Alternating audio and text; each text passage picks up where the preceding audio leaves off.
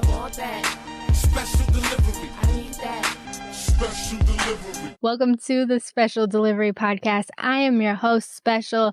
And on this episode, I got Clif Soulo with me. How are you doing? I'm doing well. How are you? I'm good. I'm so happy to have you here. I feel like I've known you for years and years and years, and we're finally sitting down and doing a podcast. So thank you for reaching out. Thank you for staying on me and making this happen. Thank you for being here.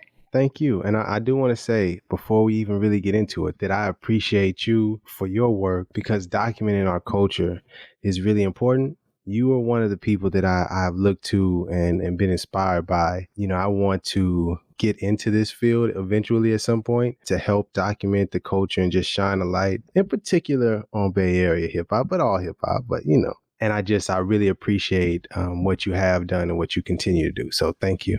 No problem. Thank you for appreciating it. So we are here to talk all about Bunchy Carter Grooves. Quick side note, you've been releasing so much music this year. Congratulations. It's phenomenal. I'm so happy for you. Like, man, I went through the catalog of what you dropped this year and Bunchy Carter Grooves just really spoke to me. And we were talking beforehand about why. And I think it just comes down to the fact that the name, of course, is super intriguing. And then I just love people's stories. I love learning about new people. So I type in Bunchy Carter into Google and I'm like, oh my goodness, there's so much to learn about this man. And then you press play on the album and you listen to it. And the way you're telling the story while also telling your story and the clips that you included, just everything comes together so well. So I'm like, oh my goodness, we have to talk about this project. We'll start with the fact that this dropped on Juneteenth. Why was that important for you to drop this on Juneteenth? Oh man, that's awesome that you peeped that. In general, I have a thing about dates and times and, you know, over the course of my journey with music, I've done my best to drop music on particular days. At that time, you know, it was a lot going on in the country and the energy and the vibe and the environment was very political. And I had a lot to say. And I said, man, I would really like to put it out on this day. I feel like it's an important piece to put out there and to just put out into the universe and get that energy out there. So that was the main reason I chose for Juneteenth. And other than that, just as you said earlier about putting out music this year, you know, much love to my brother, White Dave. We have some music, you know, together and we talk about, you know, how we're going to release music all the time. He has, you know, managers in a situation where they have plotted out and they have, you know, the full rollout and they got the videos on tuck. And I love that.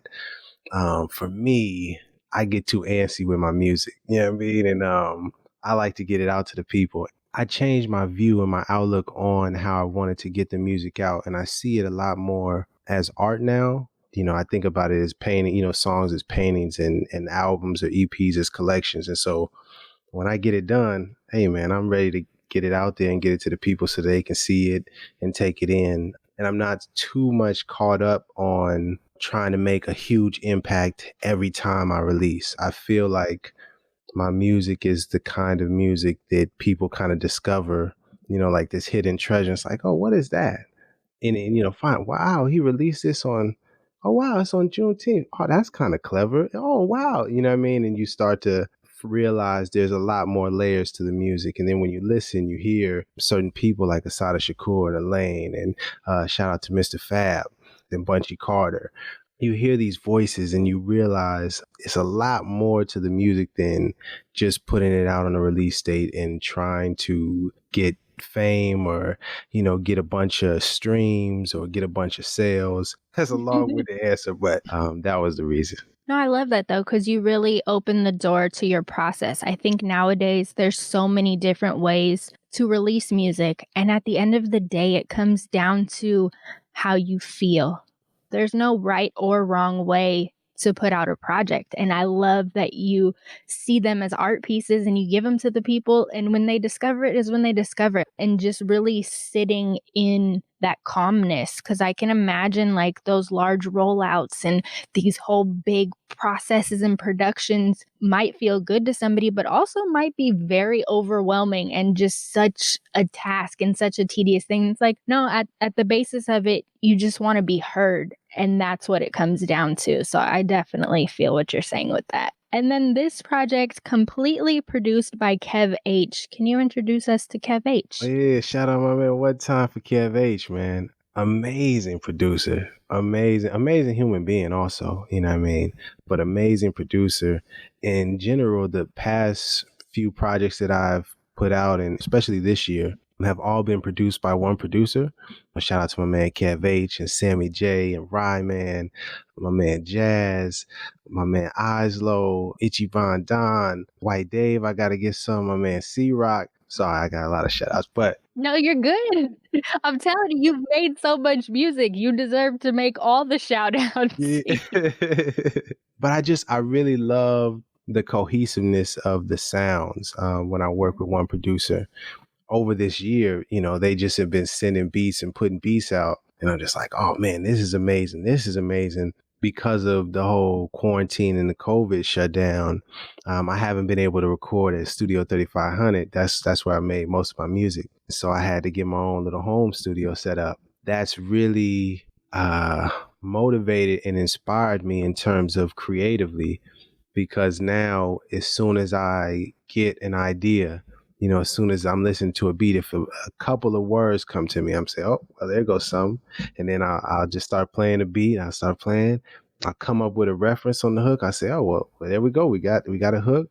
I get a verse, and then let me record it. And so what ended up happening is this outpouring of just music. And I said, well, I can't sit on this music. I need to get this out. Kev H and all the producers I work with are super cool, and they're down with getting the music to the people. And so we got it out there. And actually, we have the little 4-piece situation that my man White Dave is mixing like currently as we speak. Yes. And I'm excited to get that one out. I want to focus on Bunchy Carter Grooves, but there's some music on there that is truly, one song in particular that my son loves is called Holy Breath. It's just really special to me. But Bunchy Carter Grooves, that's what we got right now. No, we love the excitement though. Definitely on the lookout for the project with White Dave and the song Holy Breath. Thank you for sharing that with us. I'm always excited about things to look forward to. So you're all good. Then we get to the project name, of course, Bunchy Carter Grooves. Like I said before, I immediately saw the title, did my Googles. But for you, what was it like not only naming the project after Bunchy Carter, but adding grooves to it? What did that feel like? That's a great question. It felt rewarding. I felt proud of myself. And I'm trying to remember the line. I had said it on like one of my first projects that I was saying I'll be compared to both Carters. And at the time, it comes off as if I was speaking about Jay-Z and Lil Wayne, but really I was speaking about Jay-Z, but Bunchy Carter. And just a little slick, double entendre. But I had learned about him years ago, and I was just blown away by the amazingness of him. You know what I mean? Because it was this dude that was this Black Panther, but he was throwing house parties and they jamming, and then they'll cut the music and they'll get up on the table and they start kicking knowledge and facts.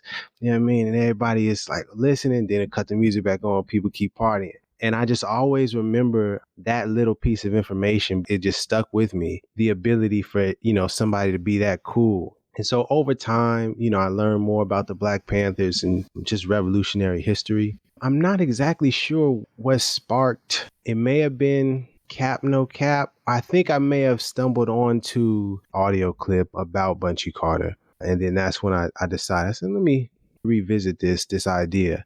And I had Cap No Cap for a while now. I had that late 2018-ish. And I was like, okay, I feel like I have some things I want to say. And it started kind of visualizing the picture, the collection, if you will, started to come together. And so I did a little more painting. When I came up with Woo, that's when I said, okay, now I feel like I have some pieces good enough to really embody and really give off that energy of Bunchy Carter. Because when I think about Bunchy Carter, when in my mind, I love the idea of him being with the people. You know what I mean? And being able to jam and have fun with the people, but also kick some knowledge.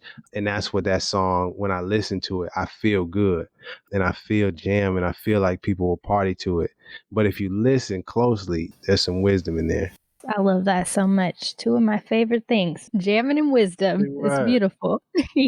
And then before we get into the tracks, the cover art, what was it like creating the cover art? It was a combination of necessity and me doing it myself because I didn't have access to a graphic designer like that or a photographer to really pull off the look. And, with quarantine, I was like, well, what am I going to do? And so I started looking up images for Bunchy Carter, and it's not many of them available, unfortunately.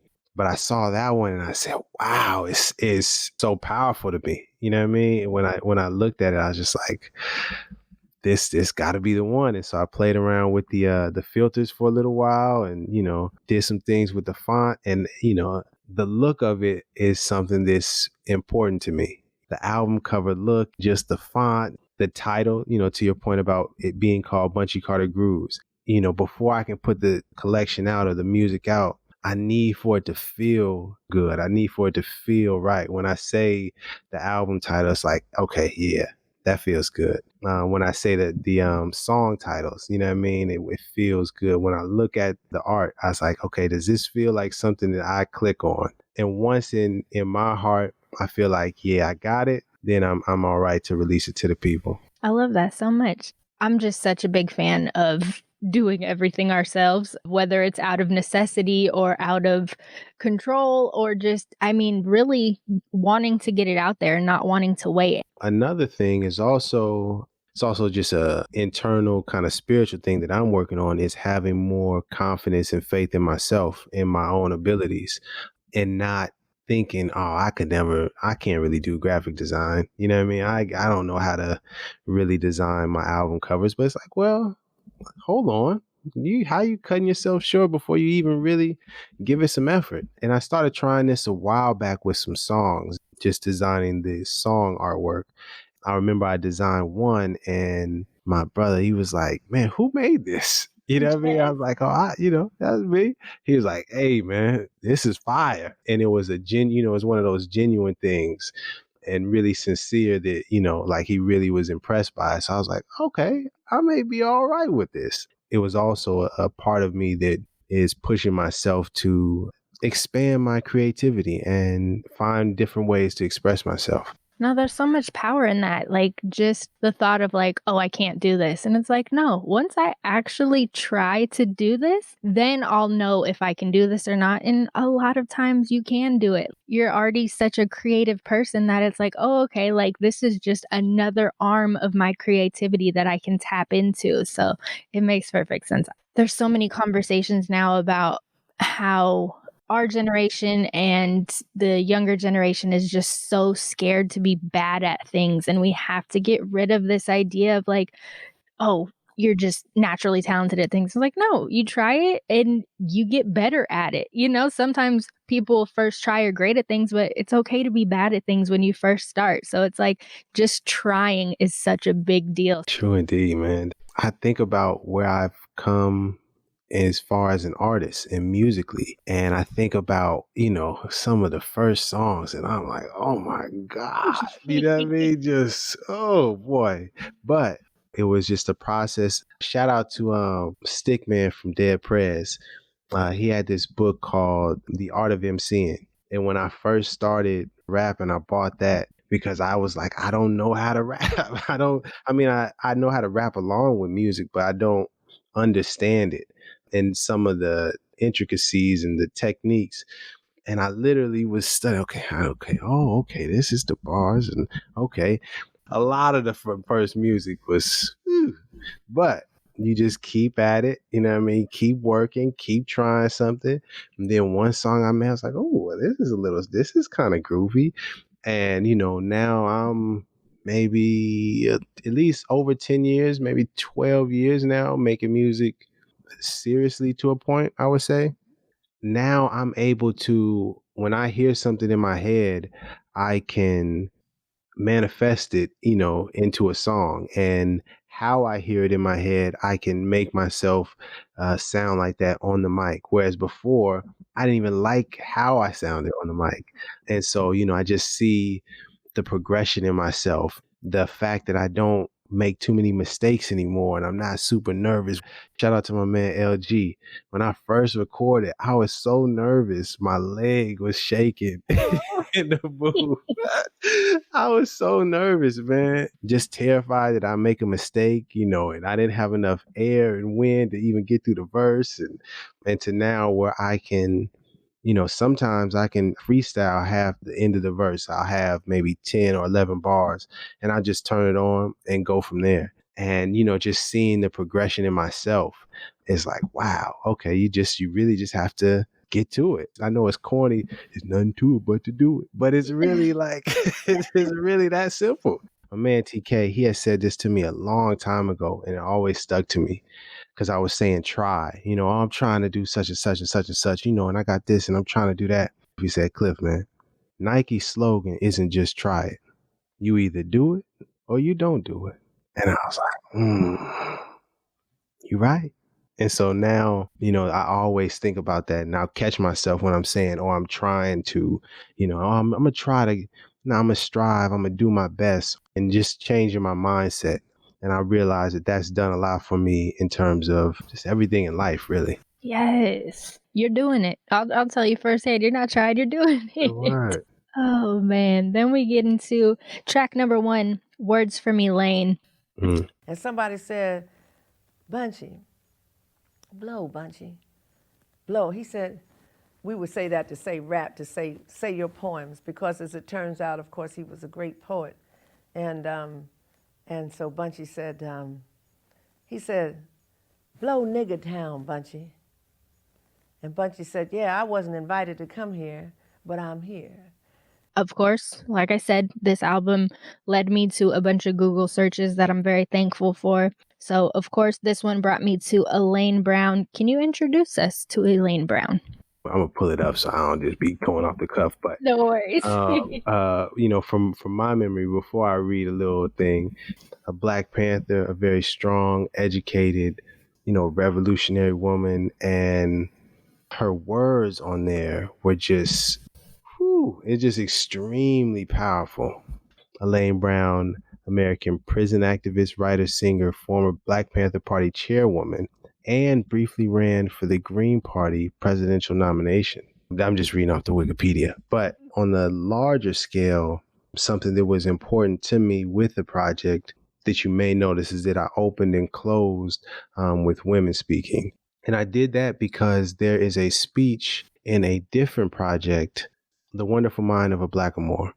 And that project, in part of there, is a speech from Afeni Shakur, Tupac's mother. And she is explaining that if it wasn't for the women, there would have been no Black Panther Party. And she was expressing, to the crowd and particularly to the women, that you need to know your history and you need to know the importance women played in the Black Panther Party and in the struggle and the revolutionary struggle. Because if you don't know and if you don't stand up and speak for yourself, it'll get erased from history. I can see that happening.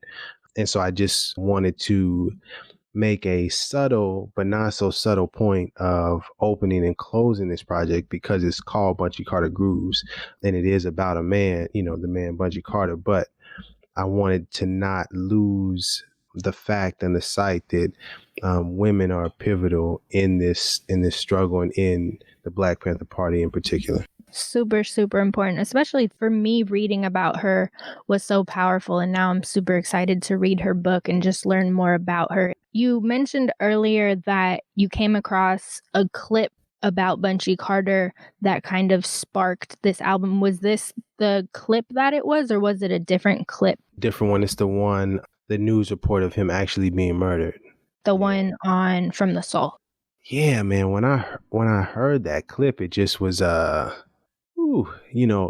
it just really struck a chord within me. I knew about it and I knew about the situation, but hearing the lack of compassion in the voice of the news reporter, and just looking at it in hindsight and reflecting on the current situation we are today and the lack of compassion that was happening, because it was a lot, George Floyd and a lot of different political things were going on in the country, and just seeing what's going on, I was just like, man, this is what made me focus in on Bunchy Carter and kind of craft a narrative around that.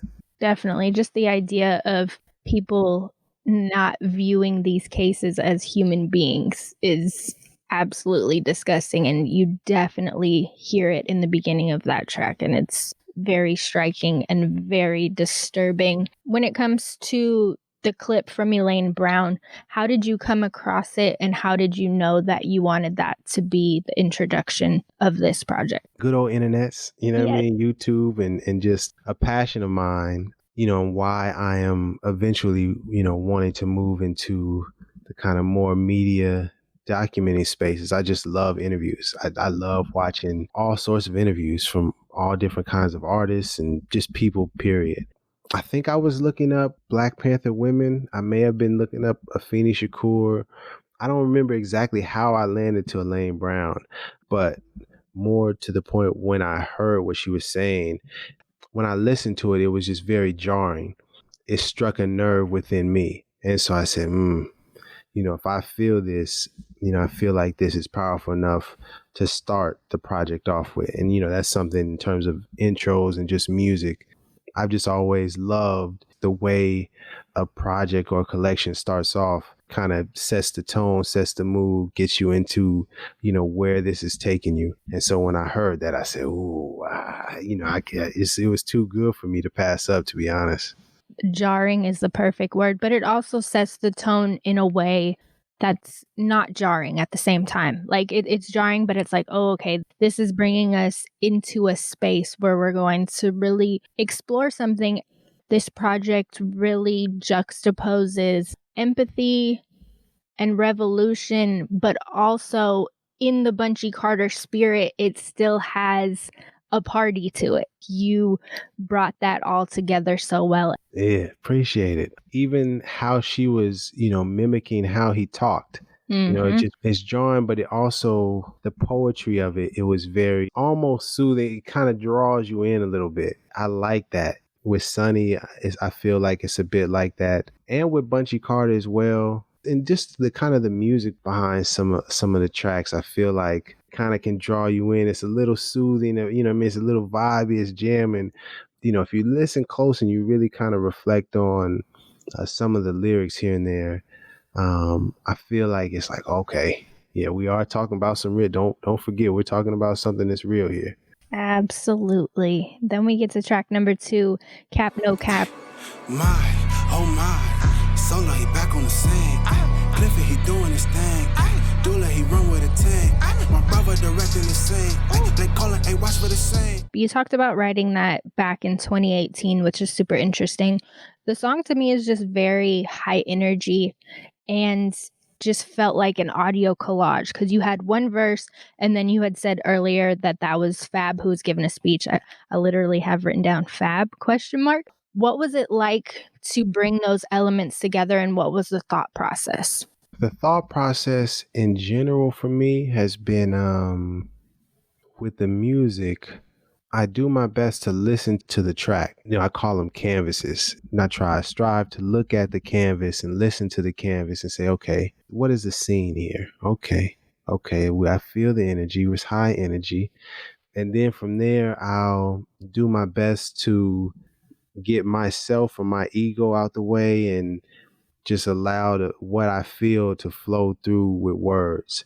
And once, I get to that place where I feel I've said everything I want to say, I don't try to do any more. And so with Cap No Cap, I felt like I kind of said all I needed to say or all I wanted to say when I first recorded it. I let it sit for a while. I said, well, I'm not sure if I'm done, but, we'll just let it sit and we'll listen to it, revisited it. And when I heard Mr. Fab speaking, I was like, wow, I was like, man, this brother's power. You know what I mean? I've already known that he is much more than just Mr. Fab, very powerful and just intelligent person. But hearing the speech, it was just like, this needs to be heard because this is very Bunchy Carter in terms of the energy. Mr. Fab is one of those people that I could see being a Bunchy Carter. You know what I mean? Throwing the house party and the function and his hype, blah, blah, blah, blah. But then cutting the music off and dropping some real knowledge. And everybody, I feel like, would listen in and really receive the information and the messages from him. When I started arranging it, I was like, yeah, this just feels right. And that's why I didn't feel like I needed to add anything else, because I felt like what he said, it really closed out the piece or really, put a stamp on it for me. Also, just a little thing with me, it's just my way of documenting just important people and important things that people say. I've been working to do that throughout my music for quite some time now. And I love that it's Mr. Fab. I love that it's the Bay Area because there's so many speeches going on across the country, powerful, just striking speeches. But to have Mr. Fab do it in the Bay Area right now really takes us to this place of, oh, wow, you're seeing this whole lens from Bunchy Carter to now. So it really just brought us right home present day. Word. Thank you. Thank you. Then we get to track number 3. Woo. Now fresh off the lot, but it's new to me. Car wash up a shell, had to keep it clean. And my daddy used to say, watch out for police. Had my arm out the window, yeah, I'm doing my thing. It's the excitement of getting your first car and the celebration and just so much feel good and just so relatable. So many people have been there. What was it like making that one? Man, I'm just glad that you feel it. That's another thing that I progress with the music is I've gotten to the point where when I'm recording, I think, past just getting the lyrics down, but putting the feeling of the lyrics into the words, when I'm recording, and being conscious and intentional about that. To hear that it translated and that, you got the energy of like that excitement when you get your first car. It's like, oh, can't tell me nothing, man. No matter what kind of car it is, man, you feeling like the one that day. The prelude to this is my man Ian Kelly. One time from my man Ian Kelly. Yes. He has this song called Town. Shh. Yes, I can't cut. My son is in here, looked at me crazy. Oh, amazing record. And I told him when I heard it, it brings me back to just riding through the town, riding through Oakland, riding through the Bay Area, and just that feeling. And I was telling him, I was like, man, I'm inspired. I need to make me one of them. I need to have one of them because I want to ride to something like that. Kev H blessed me. When I heard the song, the beat, I was like, oh, this is it. The lyrics really kind of just flew out of me on that one, to the point where I was speaking about earlier about just going with the feeling and being able to just record in the moment. Whereas before, when I didn't have the home studio set up, I may be inspired and come up with a crazy hook in this verse and have the energy, but I can't record that day. So I'll try to do a voice note. And sometimes it carries over. When I take it to the studio, I can listen to the voice note and kind of get back to the energy. But other times I just feel like I lose just some of the specialness. And with this one, I came up with the hook and I was like, whoa. I was like, oh, I got to record this right now. You know what I mean? And once I laid it down and I listened back, I was like, yes, this is the one. It's one of my favorite songs, actually, just personal ones for me to listen to. It's one of the ones where I feel I can enjoy it, you know what I mean? Which is difficult for me and with my music. It's very, very enjoyable. I love it. Then we get to track number 4, Sunny. Jumbo, my name is Clif Soulo. Much love to Mexicans, my mortars cholos. I bring the bounce like we came from go-go. Before I go any further, let me say for Popo. Okay, now, back to business. I describe it as an upbeat ode to Blackness. And I think it just feels good. What was the vision for this one when you were making it? Where I am in life, I've been studying a lot more of just world politics and world history and culture from other places. So that's why at the beginning I say Jambo and Ni Hao. If you listen closely, Jambo is Swahili for like saying what's up or hello. And I've been working to incorporate different cultures and different languages and just little bits and pieces here and there, because the more I've been studying, the more I'm realizing how much we are connected, despite, what we have been taught via quote unquote black versus white or East versus West, first world country versus third world, Muslim versus Christian, whatever divides that have gone on. The more that I study, the more I'm realizing how much we have in common, or there's similar, or there's things that connect us. And so I think the whole energy of that verse was just doing my best to kind of articulate that and put that kind of energy out into the world. And when I got done with the verse again, I was like, well, I feel like that verse is pretty good. You know what I mean? I don't know if I have anything more to say. And the bounce I had was so groovy. So I just was sitting with it for a second. I don't remember how the clip about my man Ryan, shout out to Ryan Coogler, amazing human being, also director, writer, if you don't know. I don't remember how it came to mind, but I watched that interview a few times. If you haven't listened to it, you get the chance to listen to it. He's just speaking about we as so-called black people, so-called, Negroes or African Americans here in the U.S., how we have connections and things that we do with our culture here that's connected to some culture and traditions, brothers and sisters that he visited when he was in Africa doing research and studying for what would be known as Black Panther. Maybe when I listened to it back, I was like, oh, this is perfect, because the story that he describes, it really just articulates in a different way kind of the point that I'm driving home, or that I'm working to drive home, that we're connected, and our connection is much deeper than any of the trauma and the oppression and adversity that we have faced. That applies to us as so-called black people or Africans, but really and truly on a deeper level, that is us as human beings. And that is something that it's a touchy topic to really communicate and express because of the politics and being perceived as all lives matter. But really and truly, it's only one race, which is the human race, and all human lives do matter. But, I understand the politics and blah, blah, blah, blah, blah. So I'm not trying to make it seem like I'm belittling Black Lives Matter or anything like that. But the larger point that we all have to work to is understanding that we're all part of the same human family. And that's all I'm going to say. I sometimes get in a bit of a rant, as you probably can tell right now. So that clip from Ryan Coogler is so perfect because once again, you're bringing it home. Ryan Coogler, Oakland, California, present day, the Black Panther movie. That makes me so happy.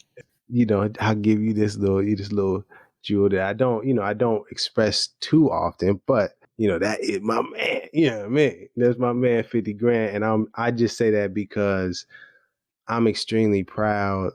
Long time ago, when he was putting out his first short films, Locks, it got onto this BET competition type thing. And it's like you have to go vote for it to get aired on, actual BET or something like that, some sort of competition thing. And I remember sending the link out to my friends and everywhere, like, yo, please vote for my man. He's going to be this amazing movie. Da, da, da, da. And they're like, yeah, Cliff, yeah, that sounds cool, man. Oh, you on BET? Oh, that's cool, man. And I was telling people, I was like, man, one day, when he gets the opportunity and the right space, he's going to make something amazing. You're going to see. And so, I put that in there, just as like a little hidden jewel, even for myself, because if you don't know who that is, it's an amazing story. But then when you realize, oh, that's Ryan, oh, snap, oh, you know what I mean? It's such a gem, and it's also, now hearing that story from you, it's also full circle for you to know that that was your guy. You knew he was talented. You knew that he was waiting for the right space, and boom, there he is. And to put you guys together on this track, wow, beautiful. Thank you. Thank you. Thank you. Then we get to track number 5, From the Soul. At approximately 2:45 p.m. this afternoon, 2 men were murdered at the UCLA campus. Their names are John Huggins, 23 years old, and Al Prentice Carter, 26 years old. They were attending a meeting at the campus where the black students were discussing the qualifications for the director of the Afro-American Studies Center. Are they currently registered here? Yes. Are they both members of the Black Panthers Union? I cannot confirm that. I have no specific on that. Do you know if they're members of any militant organization? I cannot answer that. I do not know. Do you have any suspects involved in this? How many suspects have been apprehended at this hour? We have no suspects in custody. We are interviewing witnesses. I'ma bare my soul. Let's go. Yeah, yeah. This is something from the soul. This is something from the soul. This is something from the soul. This is something from the soul. This is something from the. This is something from the soul. We had talked about it earlier, how it starts with the announcement of Bunchy Carter's death. Like you say, we got to heal the world. And I think that this one kind of slows it down to a place where it's very reflective. And like you said, just really touches on this lack of empathy and humanity that we see way too often. For that one, how was that writing it? I really wanted to do my best to express what I really felt truly on, deep to my core. With Woo, with Sonny, even with Cap No Cap, those are expressions of me. And, some of it is more lighthearted and, more about the party aspect if we're thinking about Bunchy Carter and that aspect of him. But from the soul, I really wanted to get to the nitty gritty of what I was feeling. And in particular, in that moment in time and in that space and time, it was a whole lot going on. It had me frustrated and it had me angry at the conditions that we're still in, for us to still be going through the same issues 40, 50 years later. I understand the frustration. I understand the want to lash back out, in certain ways. But I also wanted to make sure that I put out into the universe that we have the ability and we can choose to make a different choice, and that we can choose love instead of hate. If you can see a little bit up top there, Martin Luther King Jr., he gets a lot of flack.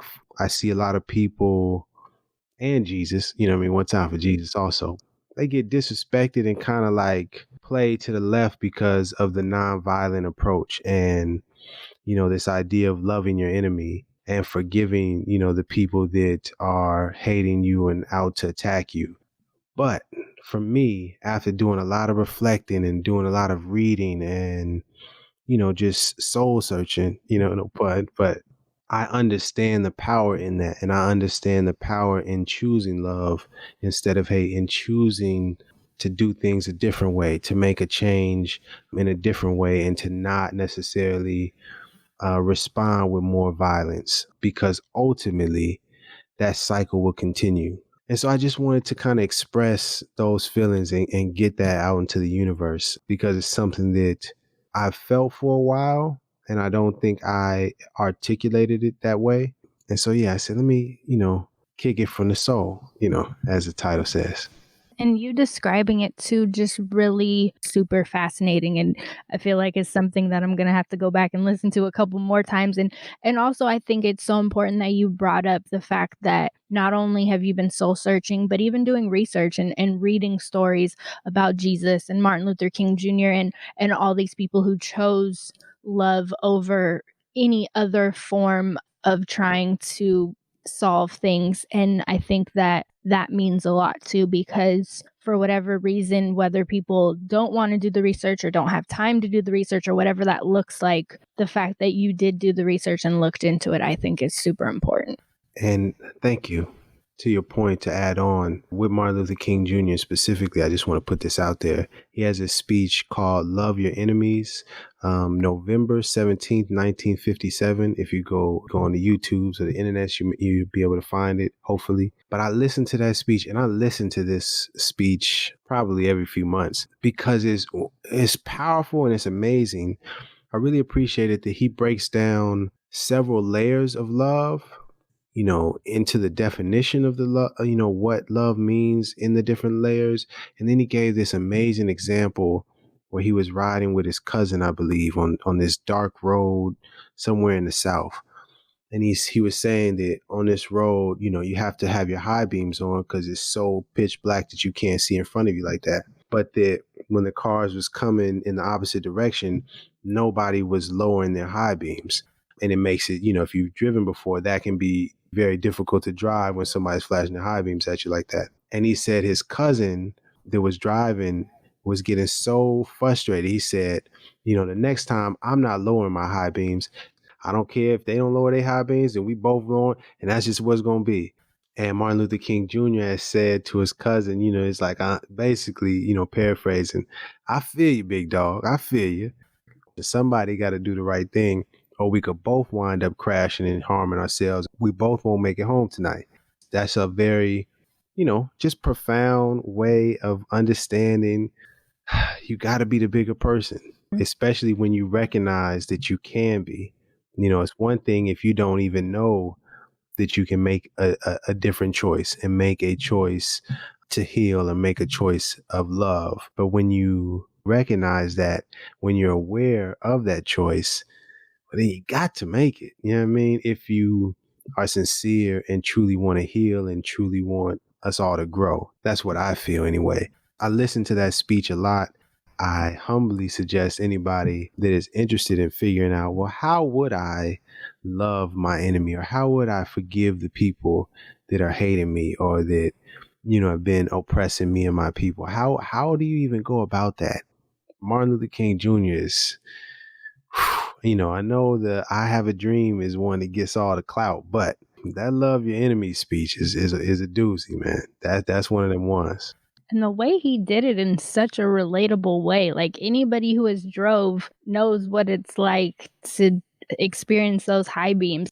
I think about it all the time, like even driving in the Bay Area, like people don't want to let you merge. And there's this weird egotistical thing with merging. And it's like, you feel that. And for Martin Luther King Jr. to be like, hey, I feel you. I know what you feel right now, but here's how we should approach it. Absolutely relatable. Wow, wow, wow.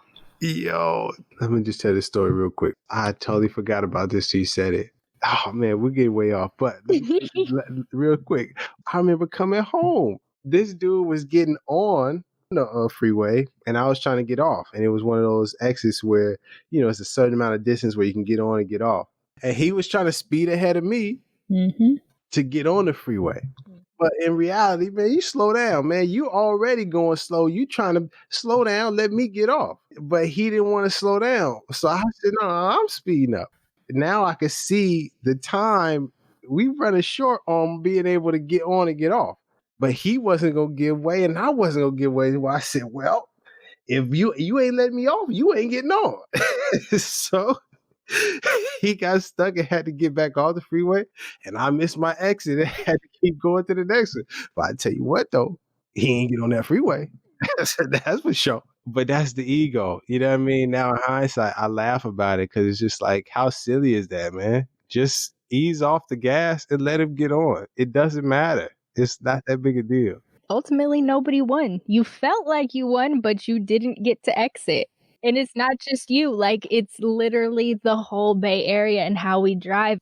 We're all work in progresses. That's true. That's true, man. Especially behind the wheel, though. There's something about it. Oh, man. For a short time in my life, I was doing limousine work, and I felt a lot like Mos Def in the movie Brown Sugar. Yes. But aside from that, One thing I noticed, I was listening to a lot of classical and jazz music when I was driving. Then it does something to my mood when I'm driving. That's a tip to everybody. Just turn on some classical, just chill. Then we get to track number 6, Bunchy Carter. Yeah, now, I'm saying long live Bunchy Carter. And prayers to the families of the fallen martyrs. The babies had to make a way without their fathers. I lost mine a couple years ago. And life is kinda harder now. To me, that one is just the importance of self-love. It's such a sweet, sweet song. How did you approach that one when you heard that beat? I really love that beat, man. Kev H is amazing. It just was really soothing.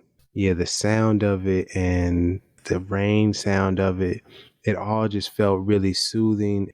I remember thinking, that I wanted to match the energy in the canvas with my tone.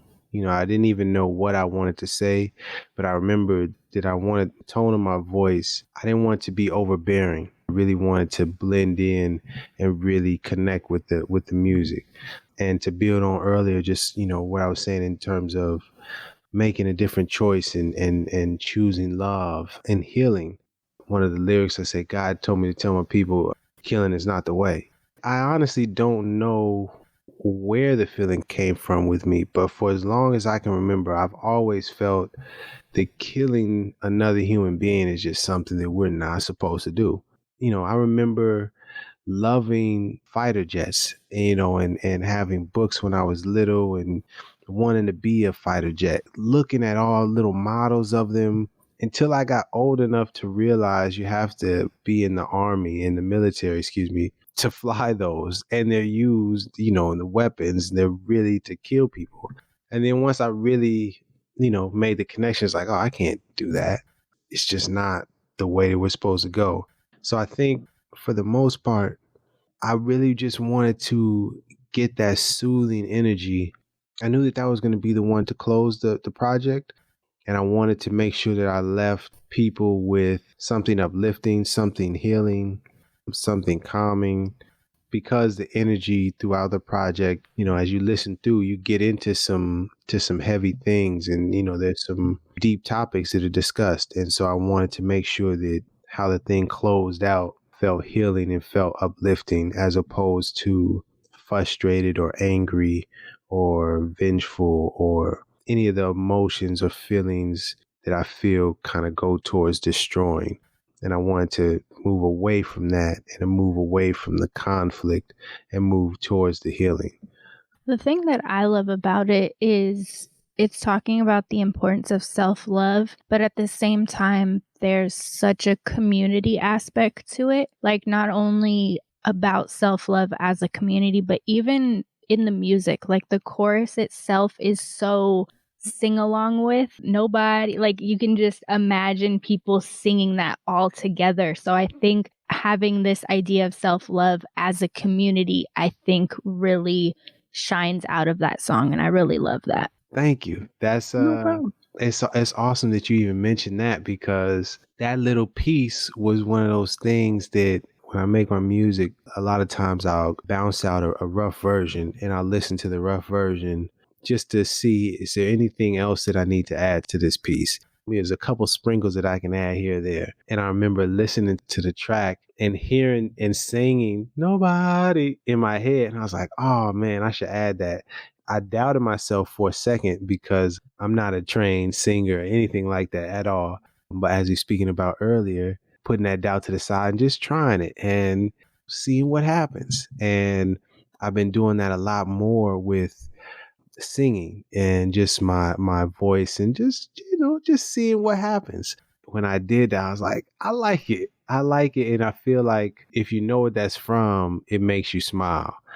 On a little personal note, that just makes me smile because it brings me back to a time when my parents and us going to Yosemite.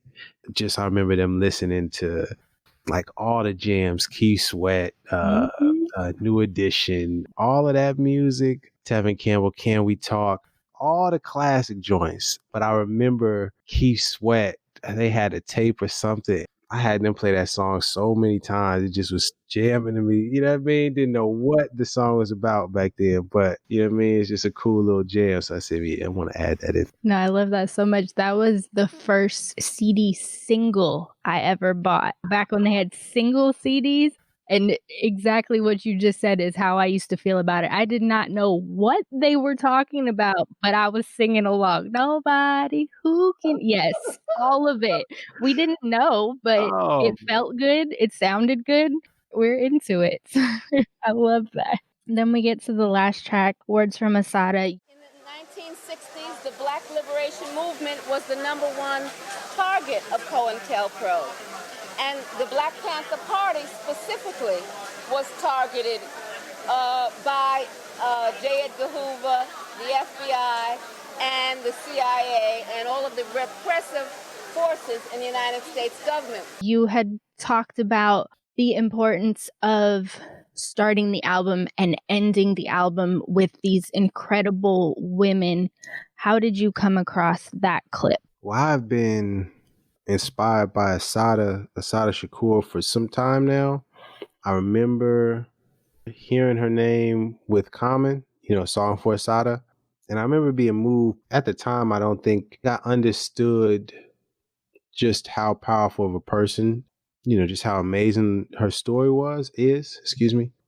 And so as I got older, I stumbled onto a documentary about her online and just some of her interviews and hearing her speak. Again, just blown away. That's another person at some point that I would like to shed more light on, because I just feel her journey and what she went through is important. In fact, I have her autobiography and I gave it to my daughter to read, and we was talking about it because I gave it to her a couple years ago when she was maybe 11, 12-ish. And we was talking about her. She's 14 now. And she was like, Dad, that book that's a lot for me to read that young. I understood and understand that it is a lot. I don't even want to give away the story, but if you don't know who Assata Shakur is, you should get her book, Assata, or just look into her story. And I didn't know that it was a lot for my daughter, but I wanted to begin to introduce her into the reality of, what we've been living through and what we're currently living in, but also to empower her.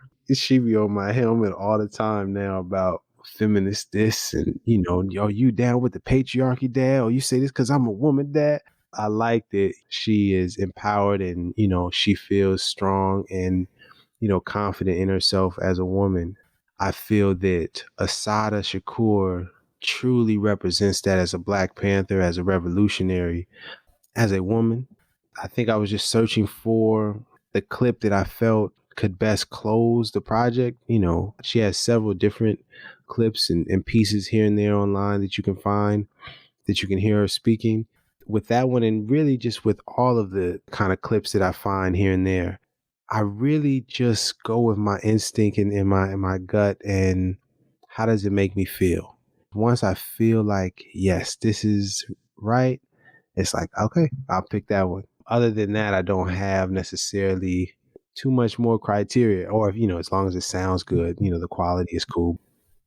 That's gorgeous, because thinking about you describing them as canvases and art pieces, it's like it all comes back to feeling. Like art is feeling, and art is not this formulated, processed, super contrived thing. It's feeling. So to hear you say that you felt it and you threw it in there and it worked, like there's so much magic in that. I love that. Yeah, man. And to your point, it's why I am making an emphasis to see my music, but all of artists, any artist, to see it as art, as opposed to content, and I understand the term and how it's used in society. But for me, when I hear people talk about, oh, I have to create some content, and oh, I have some content, there's some new content coming out, it begins to me to take away the magic and the specialness of art, and it starts to sound and feel more of a product as opposed to an expression, with actual feelings and actual emotions, that's really connected to something. And so for a couple years now, I've been working on shifting my whole mentality and how I view and speak about it, because eventually, where I want to get to is creating spaces, creating museums where our art, our music can be displayed like other, like a Picasso or like whatever kind of artist. I feel that our music and T.I., he has the Trap Museum, I believe, in Atlanta. There's people that I see that are starting to do it. Yasin Bey, he unveiled one of his albums that you could only listen to in the museum. And it's like, yes, this is where I think and I feel in my heart we need to start taking our music and really how we view our music and view our art and our culture, because it truly is that special, and it deserves that kind of attention and that type of space to allow people to understand it.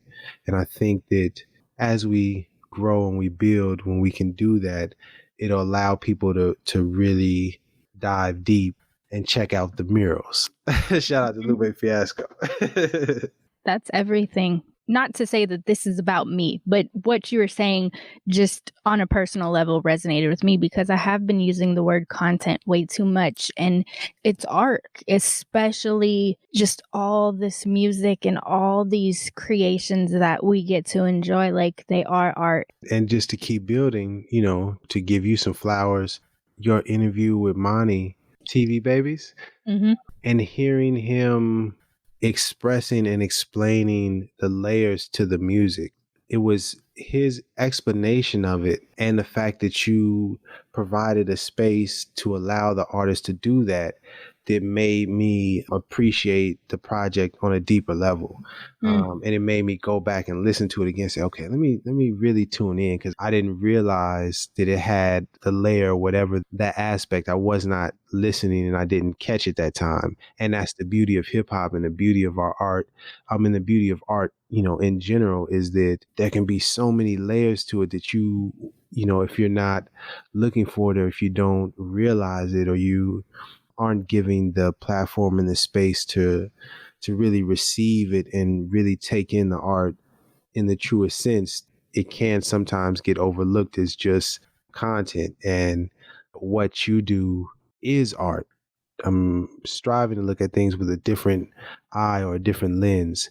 And I think about, some of the interviews that you've done and the discussions, well, not necessarily interviews, but the discussions and conversations, and how maybe one of those clips 25 years from now may get pulled and it'll be used as somebody's intro, to some incredible album.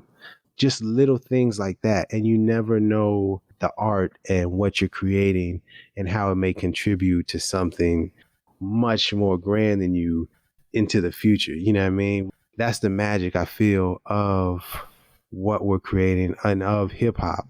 I am working to help us remember and not lose sight of the magic of it, because I do see, I don't want it to come off as knocking or shading people, you know what I mean? Like, damn, I've been calling my stuff content, you know what I mean? But just to help remind you that, no, what you're creating is art. It is a special expression that is truly unique. And to just not lose sight of that. You know what I mean? Because what we're doing is going to change the world. That's my feeling anyway.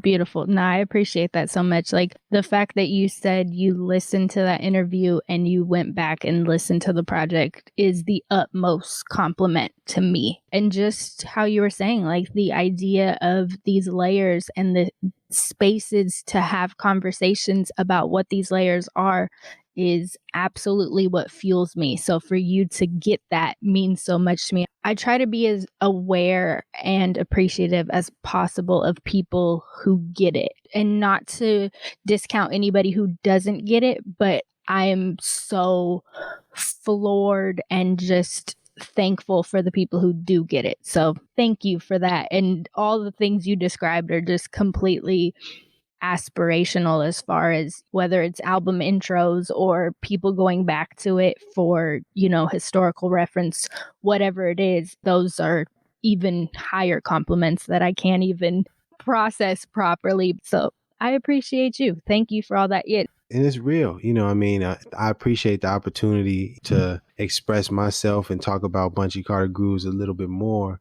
But beyond myself, taking myself out of it, I am a fan. I appreciate hip hop culture. I'm not lost in the side of, oh, I'm an artist, so I'm not a participant. I love and I appreciate all of it. One thing that's been eating away at me is because I have my artist hat on and I'm doing certain things creatively. I don't have the time and the capacity to do some things that I want to do.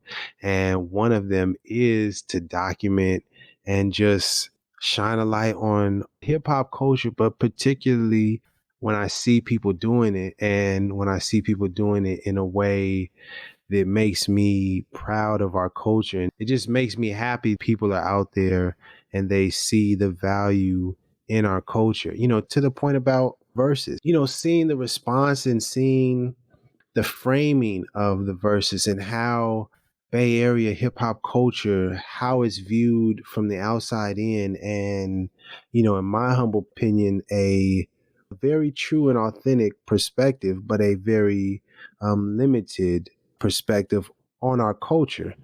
And, rather than do too much complaining, I'm really working to appreciate and be grateful and show support and love to the people that are helping to show other aspects and to help present a fuller view of hip hop and in particular Bay Area hip hop. And you're one of those people that have been doing it, for a while. And I've been watching as a fan. So I just appreciate what you're doing and just, encouraging you to keep going, because I have a really good feeling when you look back, when people look back and, when the world starts to look back and see our culture, these kinds of things are going to be there to help paint a bigger picture and a more detailed picture of just how magical our culture is. So thank you.